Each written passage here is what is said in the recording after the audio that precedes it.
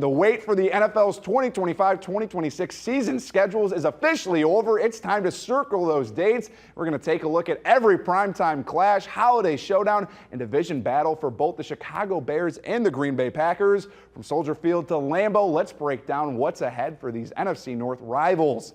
Chicago's 2025 season kicks off with a bang as the Bears host the Vikings on Monday Night Football, September 8th. Then circle Week 13, Black Friday, when Chicago heads to Philly for a primetime showdown against the Eagles.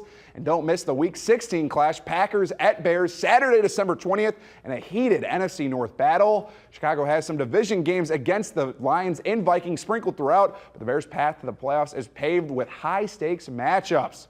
Green Bay opens the season at home against the Lions on Sunday, September 7th, while Week 2 brings a Thursday Night Football face-off with the Washington Commanders. And mark your calendars for Week 10. It's Monday Night Football at Lambeau against the reigning Super Bowl champion Eagles. Then they'll play a Thanksgiving Day game at Detroit in Week 13, with the season wrapping up in a pivotal Week 17 home game against the Ravens and a Week 18 finale at Minnesota.